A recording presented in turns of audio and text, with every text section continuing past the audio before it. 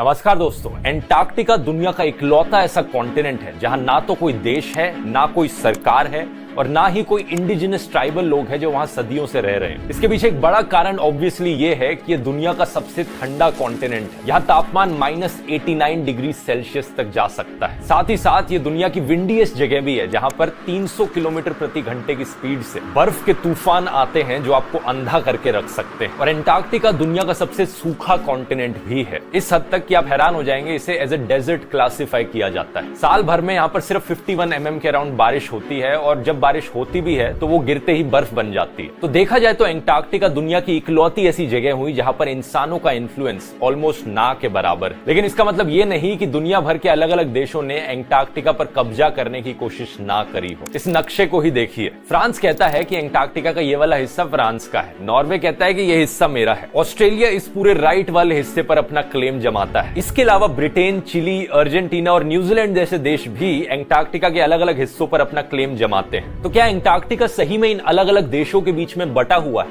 आइए आज के वीडियो में जानते हैं दोस्तों दिलचस्प जियोपॉलिटिक्स और इतिहास एंटार्क्टिका का। और वो ये कर भी रहे हैं आज के दिन तक। ये जो एंटार्क्टिका का पॉलिटिकल नक्शा है यह आज के दिन तक भी वैलिड है। इसमें सबसे बड़ा शेयर है ऑस्ट्रेलिया का। 42% जमीन एंटार्क्टिका की ऑस्ट्रेलिया क्लेम करता है। लेकिन यह भी देखना जरूरी है कि एक्चुअली में अमेरिका इन सारी कंट्रीज के क्लेम्स को रिजेक्ट कर देता है। अमेरिका ही नहीं बल्कि ज्यादातर कंट्रीज दुनिया भर की इन सारी टेरिटोरियल क्लेम्स को रिजेक्ट करती हैं। इतना ही नहीं, ये जो 7 कंट्रीज हैं जो टेरिटरीज क्लेम कर रही हैं एंटार्क्टिका पर, ये भी एक दूसरे के क्लेम्स को रिकॉग्नाइज नहीं करती। फ्रांस, ऑस्ट्रेलिया, न्यूजीलैंड और नॉर्वे तो एक दूसरे के क्लेम्स को रिकॉग्नाइज करते हैं, लेकिन यूके, चिली और अर्जेंटीना एक दूसरे के क्लेम्स को रिकॉग्नाइज नहीं करते क्योंकि उनकी टेरिटरीज ओवरलैप करती हैं। आज के दिन ये जो देश कह रहे हैं कि एंटार्क्टिका में ये जमीन हमारी है, इसके मायने सिर्फ सिंबॉलिक है। इस ट्रीटी ने इन सारे क्लेम्स को टेम्पररी सस्पेंड कर दिया है, लेकिन इसका मतलब ये भी है कि जब ये ट्रीटी एक्सपायर होगी तब ये सारे टेरिटोरियल क्लेम्स इंपॉर्टेंट बन जाएंगे। यही रीजन है कि आज के दिन तक ये 7 देश एंटार्क्टिका की टेरिटरीज को क्लेम करके बैठे हैं। ये ट्रीटी एक्सपायर होगी साल 2048 में। उसके बाद इस ट्रीटी को वापस से रिन्यू किया जाएगा या नहीं किया जाएगा, ये देखने वाली बात होगी। इसकी बात वीडियो में आगे करते हैं कि क्यों कंट्रीज इसे रिन्यू नहीं करना चाहेंगी। लेकिन आज के दिन सिचुएशन यही है। थैंकफुली इस ट्रीटी की मदद से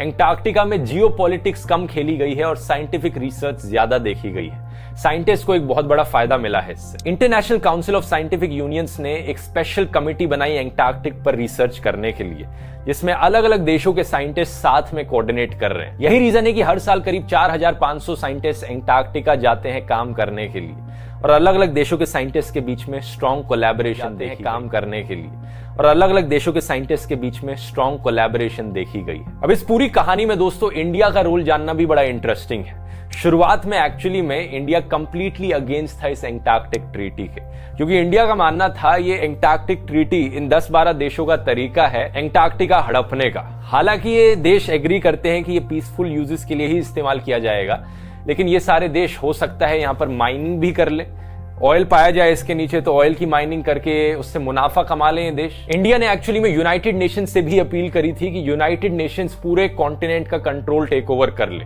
लेकिन ऐसा किया नहीं गया। करीब 30 सालों बाद दिसंबर 1981 में इंडिया ने अपनी पहली एक्सपीडिशन लॉन्च करी एंटार्क्टिका में, और ये चीज इंडिया ने काफी सीक्रेटली करी कि बाकी देशों को इसके बारे में ना पता चले। इसे लीड किया जा रहा था renowned marine biologist Syed Zahoor Qasim के द्वारा। इंडिया ने एक आइस ब्रेकर शिप नॉर्वे से ली थी एक्चुअली में, जिसका नाम था पोलर सर्कल, इस एक्सपीडिशन को करने के लिए। ये एक्सपीडिशन सक्सेसफुल रही और एक न्यू साइंटिस्ट मैगजीन थी उस समय पर, जिसने हेडलाइन पोस्ट करी मजाक मजाक में कि Indians quietly invade Antarctica. Actually में इंडिया ने एंटार्क्टिका को इन्वेड नहीं किया था, बस एक रिसर्च एक्सपीडिशन करी थी, लेकिन ये करना इलीगल था क्योंकि इंडिया उस एंटार्क्टिक ट्रीटी का हिस्सा नहीं था। तो टेक्निकली इंडिया को अलाउड नहीं था एंटार्क्टिका पर जाना और वहां पर रिसर्च कंडक्ट करना। उस वक्त इंडिया नॉन अलाइंड मूवमेंट का भी हिस्सा था। जब यूएस और सोवियत यूनियन के बीच में कोल्ड वॉर चल रही थी, ज्यादातर देश या तो इस तरफ थे या उस तरफ थे, लेकिन इंडिया नॉन अलाइंड था। इन दोनों में से किसी भी देश को सपोर्ट नहीं किया। 1983 में नॉन अलाइंड कंट्रीज ने इतना प्रेशराइज किया यूनाइटेड नेशंस को कि फाइनली यूनाइटेड नेशंस की जनरल असेंबली ने कहा ठीक है,